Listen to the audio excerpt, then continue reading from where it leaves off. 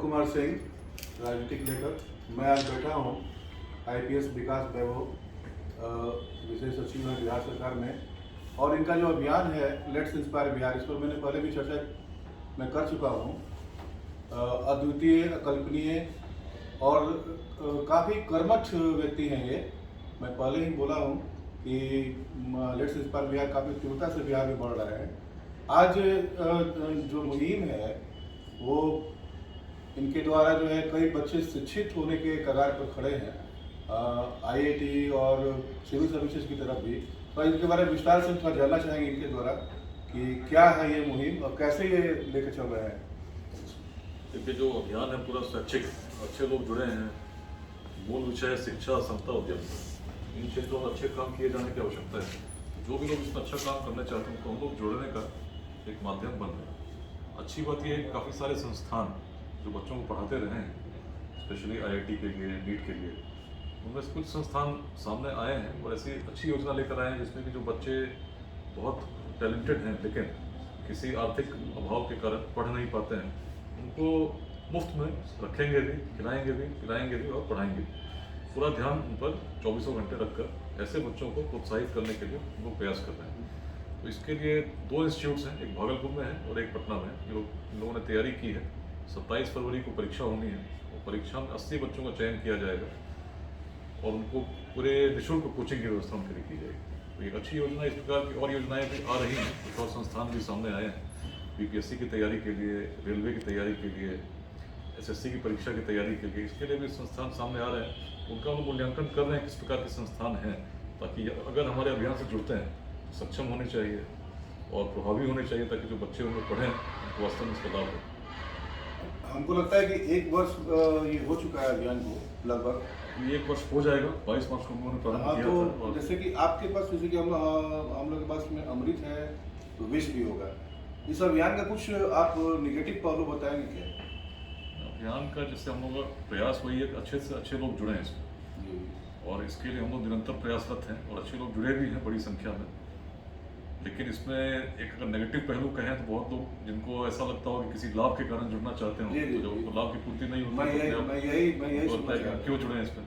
तो इसमें हमारा तो शुरू से यही है कि जो व्यक्ति केवल अपने स्वार्थ की चिंता करेगा तो समाज में परिवर्तन का वह नहीं हो सकता। तो यदि आप चाहते हैं समाज में कुछ बदलाव आए, पहले तो आपको स्वयं स्थापित हो जाइए, उसके बाद यदि कुछ प्रयास करते हैं, उसके लिए उसी प्रयास का समूह निर्मित करने का हम लोग प्रयास कर रहे हैं कि ऐसे लोग जुड़े हैं जो सक्षम हो, किसी प्रकार से समाज में योगदान दे सकते हो, उनको वो अच्छे भाव के साथ जोड़ेंगे, कुछ योगदान करेंगे तो निष्क्रियता नहीं रहेगी। जैसे हम कहते हैं ना कि जैसे दुर्जनों के जो कृत्य होते हैं उनसे ज़्यादा नुकसान समाज को तब होता है जब सज्जन निष्क्रिय हो जाते हैं। तो सज्जनों को सक्रिय होने की जरूरत है, इसीलिए हम लोग कर रहे हैं। तो ऐसे लोग जो जुड़ते हैं किसी स्वार्थ से, उनको लगता है कोई स्वार्थ की पूर्ति होगी, नहीं होती है तो फिर वो उनको अच्छा नहीं लगता है तो अपने आप चले जाते हैं। तो जो अभियान है बड़ी अच्छे से चल रहा है। अच्छी बात यह है कि बड़ी संख्या में, लगभग 15,000 की संख्या हम लोग बिहार में इसमें सकारात्मक लोग जुड़े हुए हैं। सकारात्मक जुड़े हुए नहीं, ये तो ठीक है। मैं भी इस अभियान का अंग हूँ और काफ़ी पत्रकार लोग जो है जुड़े हुए हैं इससे। मैं एक चीज़ और मैं जानना बोलूँगा कि जैसे मैत्री संकुट की पंक्ति है कि जो भरा नहीं है भावों से बहती जिसमें रफ्तार नहीं, हृदय नहीं वो पत्थर है जिसमें स्वदेश का प्यार नहीं। तो हमारा ये स्वदेश है, बिहार अपना है और अपने बिहार के लिए हमको आगे बढ़ना है। मुझे मालूम है कि विकास जी आराम की ज़िंदगी जी सकते हैं, आईआईटी जैसे संस्थान से पढ़े हैं, एक अच्छे ऑफिसर हैं, फिर भी ये दिन रात अपना नींद अपना हराम करके बच्चे के भविष्य के लिए या बिहार के भविष्य के उज्जवल भविष्य के लिए कार्य कर रहे हैं। मैं एक छोटा सा प्रश्न और इनसे करूँगा कि इनका जो व्यक्तिगत जीवन है, निजी जीवन है, क्या उससे प्रभावित हो रहा है? देखिए, कहीं भी व्यक्ति सीमित है, उसकी ऊर्जा भी वैसी होती है, असीमित है, लेकिन समय की बाध्यता है।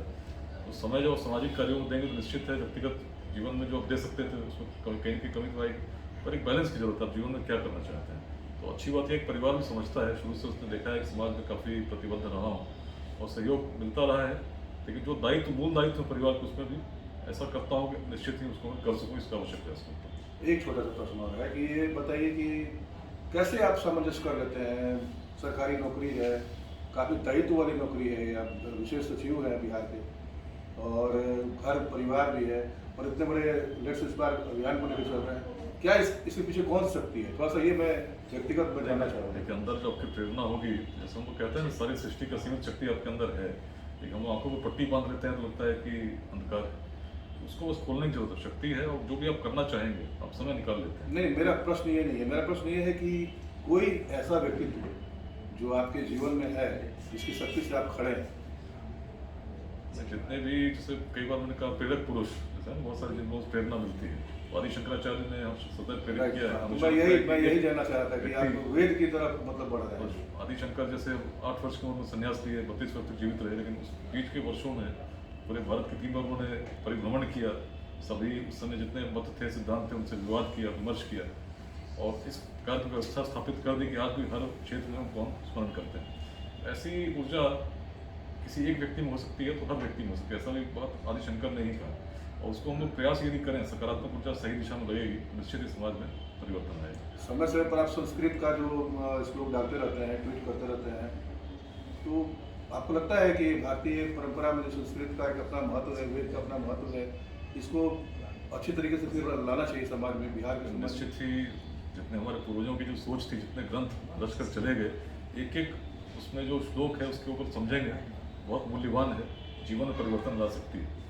ऐसे छोटे छोटे जो श्लोक हैं जो आज भी प्रेरित करते हैं, उनको मैं साझा करने का प्रयास करता हूँ, क्योंकि हमारी नई पीढ़ी इनसे अवगत नहीं है, बहुत लोग दूर होते चले गए हैं, और जो चीज़ें हमारे पूर्वज सोच के चले गए, समाधान बता के चले गए, वो तो हमारे पास ऑलरेडी नॉलेज में है, उससे आगे जाना है, तो उसको हम ग्रहण करें, लेकिन उससे और आगे जाने का प्रयास करें। अच्छा, लेट्स इंस्पायर बिहार में एक गार्गी चैप्टर है, कुछ इसके बारे में विशेष बताइए आप। मतलब गार्गी मतलब महिलाओं को लेकर चल रहे हैं ये? गार्गी वाचक नवी विदुषी थी प्राचीन भारत की जी।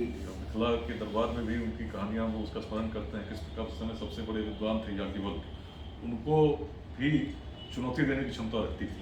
जी। बताती है कि उस प्राचीन काल में जब पूरे विश्व में क्या स्तर था आप सभी जानते हैं, बिहार में महिलाओं की क्या स्थिति थी, बड़ी सभा में प्रश्न करने का साहस रखती थी और करती थी, और जो साहस के साथ साथ जो प्रश्न थे बड़े ही इंटेलेक्चुअल प्रश्न थे। तो ऐसे ही महिलाओं जो उस काल में थी बहुत अच्छी होनी चाहिए, उसी बात को लेकर हम लोगों ने इंटेलेक्चुअल महिलाओं का समूह गार्गी चैप्टर हर जिले में स्थापित करने का प्रयास किया है, और पूरे बिहार में काफ़ी अच्छी महिलाएं उसमें जुड़ी हैं जो उसको दिशा दे रही हैं। युवाओं के लिए एक छोटा सा संदेश?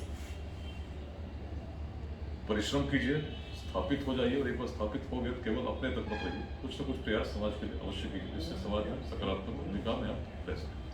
बहुत बहुत धन्यवाद विकास जी, और आपको आपके आने वाले भविष्य, लेट्स इंस्पायर बिहार के आने वाले भविष्य के लिए मैं हार्दिक शुभकामना देता हूं, और मैं जानता हूं कि आप तटस्थ, सजग इसी तरीके से बिहार की रक्षा करिए और आने वाले भविष्य को उज्जवल बनाइए। धन्यवाद। Thank you.